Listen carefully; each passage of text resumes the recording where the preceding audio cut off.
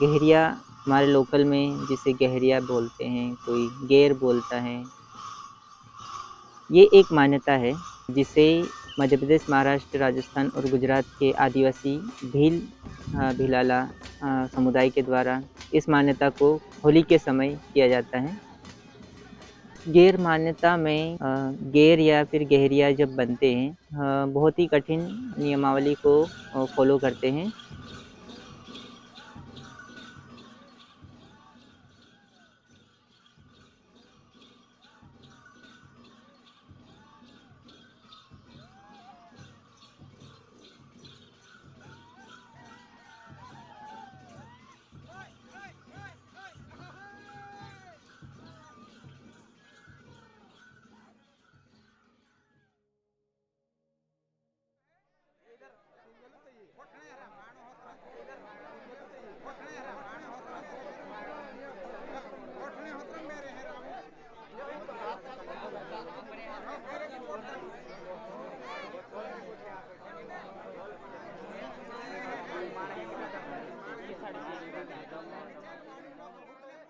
होली के दिन से जो गहरिया या फिर गेर होता है, वो उनका बनना चालू होता है और होली की रात से ही वो पूरा गाँव के जितने भी लोग गहरिया बनना चाहते हैं, वो एकत्रित होते हैं गाँव के किसी विशेष व्यक्ति के घर, जैसे कि पटलिया हो गया, फिर पुजारा हो गया, फिर गाँव डाला हो गया।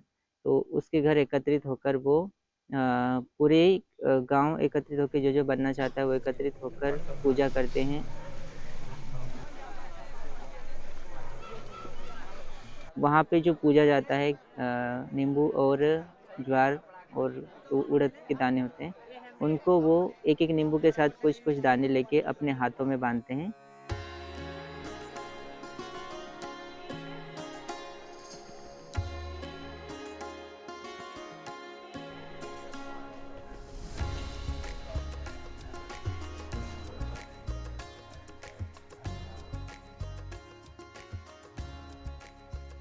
उनको तैयार करने में या फिर उनको सजाने में, इन सब में महिलाओं का बहुत बड़ा योगदान होता है।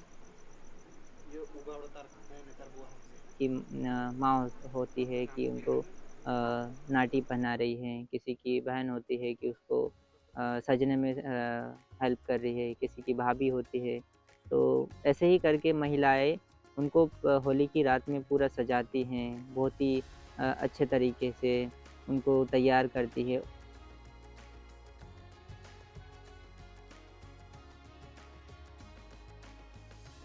इसमें हमारे समाज में मतलब एक्चुअली क्या है, एक तो ये हमारी आदिवासी नाटी है।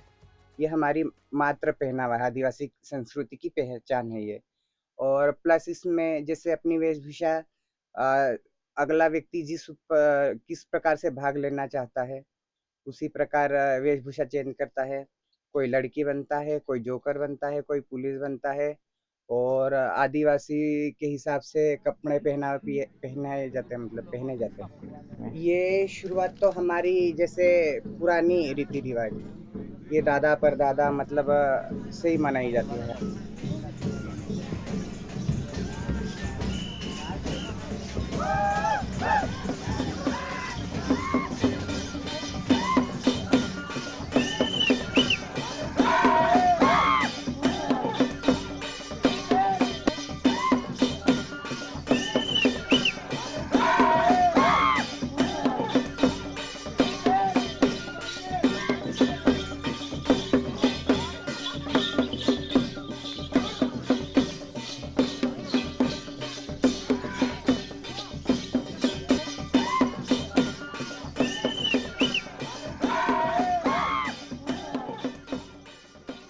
होली दहन के बाद या फिर होली दहन के पहले जितने भी लोग गाँव के एकत्रित होते हैं, पूरे अपने वेशभूषा में होते हैं।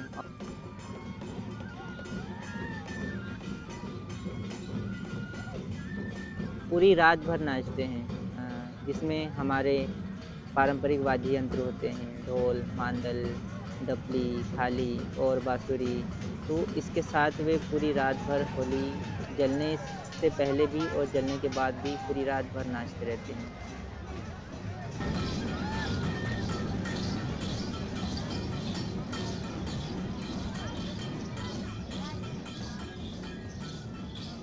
और पूरी रात भर नाचने के बाद जैसे ही सुबह होती है, मतलब होली वाले स्थान के आस-पास के गाँव में वो फिर गेहरी माँगने के लिए या फिर भंगोरिया माँगने के लिए घर-घर जाकर नाचते हुए माँगते हैं।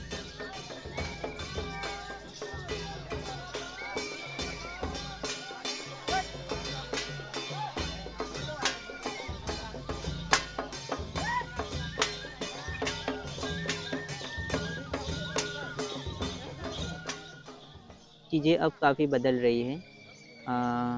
या यूँ कहें कि अब गहेरिया या फिर गहेरिया मान्यता में जो लोग बनते थे, उसमें थोड़ा बहुत चेंजेस आ रहे हैं। तो जिस तरह से लोग गाँव में पहले के समय में घूमते थे, अलग-अलग प्रकार की गहेरिया, वो बहुत कम हो गया है।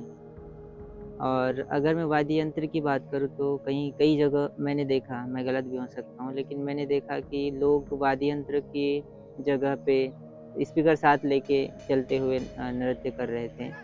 गहेरिया की जो एक प्रक्रिया होती है, उसमें कहीं न कहीं चेंजेस ला रहा है। गहेरिया बनने वालों के माइंडसेट में कहीं न कहीं चेंजेस ला रहा है।